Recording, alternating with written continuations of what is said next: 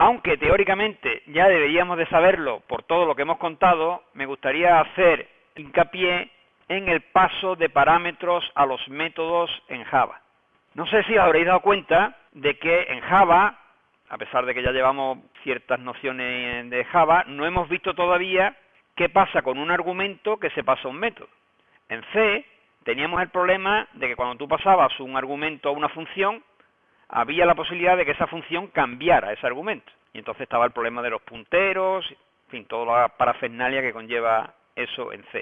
Es decir, si un parámetro es de entrada o de entrada-salida. No lo hemos visto en Java.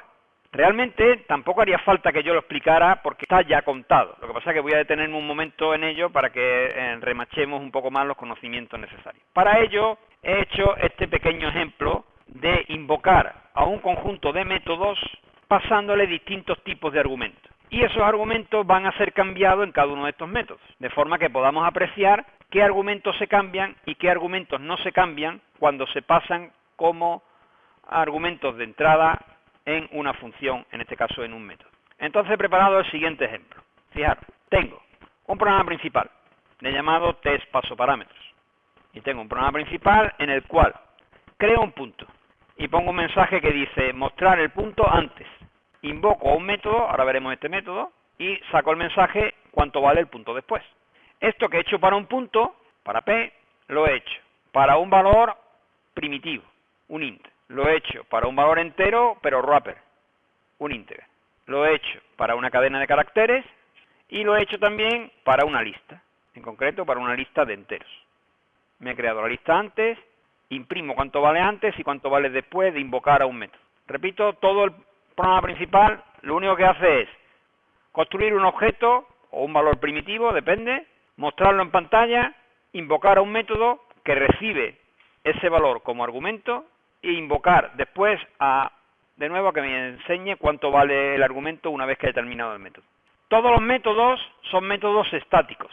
¿Qué significa que sean métodos estáticos? Bueno, significa que me he creado una clase de utilidad y dentro he metido todos estos métodos, que evidentemente son métodos ficticios, lógicamente. Vamos a ver esa clase de utilidad. Una clase de utilidad, como ya sabemos, no es más que una clase, que se llama en este caso útil, y que dentro tiene un conjunto de métodos que son todos estáticos. Por eso se llama una clase estática o también clase de utilidad. El que sean estáticos significa que no son de ninguna clase. No es como setX o getCentro, que son de clases, son métodos de clase. Estos son métodos estáticos, no pertenecen a ningún tipo. Bien, vamos a mirar un poco cuál es el código de estos métodos. Por ejemplo, tenemos el método punto. El método punto recibe un argumento Q, de tipo punto, y lo que hago es cambiar su coordenada X, y le doy el valor 3. El método int lo que hace es recibir un entero, un primitivo, y le doy el valor 1 a ese primitivo, a ese valor. El que recibe una cadena, lo que hace es concatenar esa cadena consigo mismo. El que recibe un entero, integer, un wrapper, lo que hace es incrementarlo en 1. Y finalmente, el que recibe una lista, lo que hace es añadir todos los elementos de la lista a sí mismo, es decir, duplica la lista. Como veis, todos estos métodos modifican el argumento de entrada, todos los métodos. Uno lo cambia a 3, otro lo cambia a 1, otro lo concatena con otra cadena, otro lo incrementa en 1 y otro modifica doblando la lista. Así que todos los valores que estaban están dos veces. Por tanto, todos los métodos modifican el argumento. Volvamos al programa principal. Ahora ya podemos repasar un poco más esto. Fijaros, ¿qué es lo que hago en la primera llamada? Pues me creo un punto de coordenadas 1, 0. Invoco al método punto con P. Este P, como ya sabemos, es pasado como argumento al método. Este P toma, o mejor dicho, este Q toma el valor de P y cambio la coordenada X de Q. La pregunta que yo os hago es, ¿este cambio de la coordenada de Q afectará a la de P? No me respondáis todavía. Lo mismo con J. J vale 0. Invoco al método que está aquí. Y ahora me vengo a útil y este método coge un valor entero que recibe y lo pone en 1. Es decir, recibe J, que valía 0, lo cambia por 1. ¿Este cambio afectará a J o no afectará a J? Bueno, pues esta pregunta que me he hecho con punto y con un entero, me la hago con un integer, con un string y con una lista. Pregunto antes y después. ¿Ha cambiado el valor del argumento en el método o no habrá cambiado? Vamos paso a paso. Venga, empecemos con puntos. Invoco con el punto P de coordenadas 1, 0. El método cambia la coordenada X a 3. Y después pregunto cuánto vale P. ¿Pensáis que la coordenada X de P valdrá 1 o valdrá 3? ¿Y por qué? ¿Es P idéntico a Q? Cuando digo Q, me estoy refiriendo a este Q. Aquí recibo Q. Aquí invoco con P. ¿Se hace la identidad o no se hace la identidad? ¿Qué pensáis? ¿Son P y Q idénticos? Tienen que ser idénticos, no hay otra posibilidad. ¿Qué otra posibilidad habría? Yo tengo una cajita. En esa cajita está P. Yo llamo al método punto. Y le doy esa cajita. Esa cajita al método punto le llama Q. Pero la cajita es la misma. P y Q apuntan a la misma cajita. Todo lo que se haga en Q será hecho en P. Luego sí, cambia, lo veremos enseguida. Vamos con el siguiente. Eso que pasa con P, ¿creéis que pasará con un entero primitivo, int? Es decir, cuando termine, ¿cuánto valdrá J? ¿1 o 0? Os recuerdo que el método int lo que hacía era coger un argumento i y darle el valor 1. ¿Cuánto valdrá J? ¿0 o 1? ¿1? ¿Sí? Pues no. ¿Por qué? Porque el concepto de identidad solo existe para objetos. No existe para los tipos primitivos. Los tipos primitivos no son objetos y por tanto no hay identidad. Es decir, que cuando J se pasa como argumento, la I lo que recibe es una copia. Igual que pasaba en C, que también recibía una copia. Y por tanto cualquier cambio que yo haga en I no repercute en J. J al terminar este método sigue valiendo lo mismo, 0. Avancemos. Bueno, ahora tengo un integer. Un integer sí es un objeto. Aquí vale 0. Y el método integer, lo vuelvo a poner, lo que hacía era sumarle 1. ¿Qué va a pasar? ¿Cuánto vale n? ¿0 o 1? ¿No hay otra cosa por ahí que puede estar jugando no solamente el concepto de identidad, sino el concepto de... ¿Qué pasaba con los tipos wrapper? Eran inmutables. Los tipos wrapper eran inmutables. ¿Seguís pensando que vale 1? No. Vale 0. ¿Por qué? Porque el tipo integer es inmutable.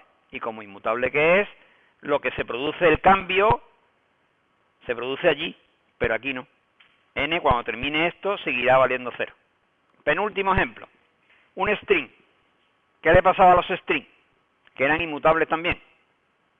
Eran inmutables también. Por tanto, esta cadena tampoco se va a modificar. Y finalmente, tenemos una lista. Entonces, un tipo complejo, tipo ya estructurado.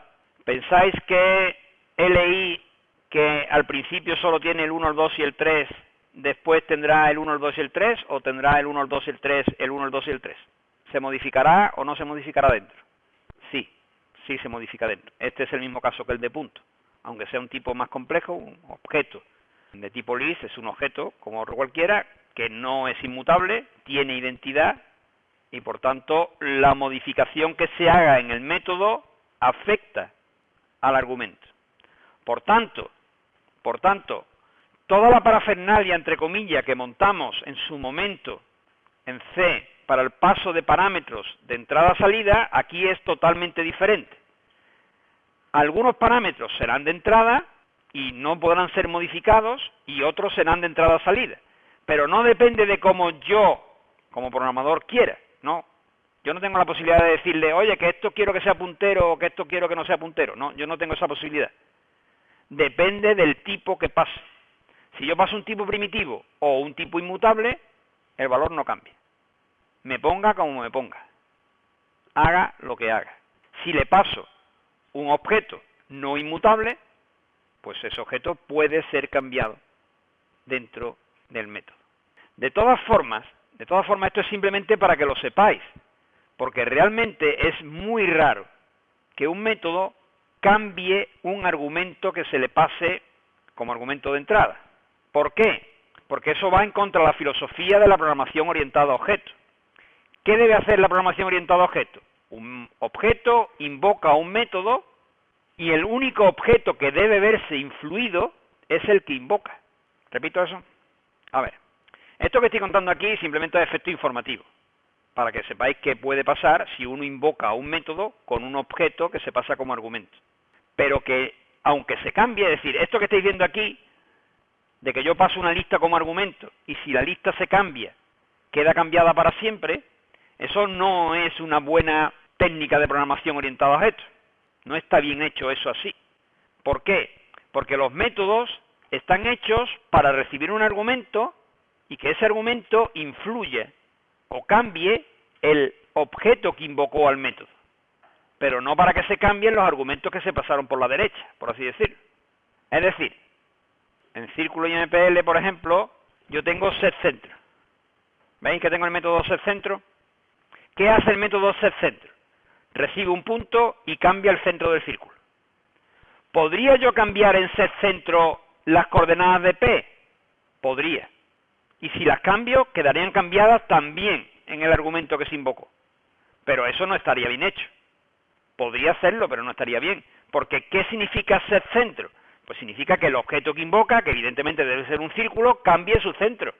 Pero yo no debo cambiar el argumento. Es decir, P aquí solo me sirve como información de entrada, no como información de entrada y salida. No debería ser. Si eso lo hago, está mal hecho. No es una buena filosofía de programación orientada a objetos. Si yo quiero cambiar P, tengo mis métodos setX y setY. Para eso los tengo, para cambiar P. Y P solo debería ser cambiado cuando se invoca a sus métodos set, X o Y. No debería ser cambiado aquí dentro en setCentro, porque setCentro lo único que debe hacer, como su nombre indica, es cambiar el centro de un círculo. Entonces, con la filosofía de la programación orientada a objetos desaparece el problema de si un argumento es de entrada o de entrada-salida, porque la programación orientada a objetos solo tiene un argumento de entrada-salida, que es el objeto que invoca al método. Es decir, que cuando un círculo invoca a setCentro, ese círculo es argumento de entrada-salida. Entra con un valor y sale con otro. El centro, no el punto que yo le he pasado. Cuando invoco un get, pues es un argumento solo de entrada, claro. Cuando yo invoco get radio, pues me devuelve el radio, punto. El círculo no se modifica. Es decir, que es el objeto que invoca el que es argumento de entrada o salida dependiendo del método que yo quiera invocar. Bueno, vamos a ejecutar esto para que no lo creáis, sino que lo veáis con vuestros propios ojos, que no lo he ejecutado. Está aquí, test paso parámetro. El punto P antes vale 1 y después vale 3, 0, es decir, que se ha modificado. La J como tipo primitivo no se ha modificado. El valor wrapper tampoco se ha modificado, como ya os dije. La cadena como tipo inmutable tampoco se ha modificado. Y la lista sí que se ha modificado.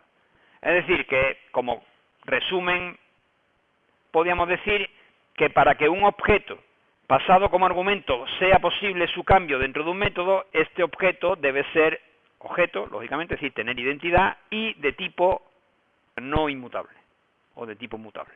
Si es de tipo inmutable, no se cambia en la llamada. Pero que, vuelvo a decir, y fundamentalmente, no es una buena filosofía de programación el pasar argumentos a un método y que estos métodos cambien el argumento que se le pase, aunque se pueda. No está bien hecho. ¿De acuerdo?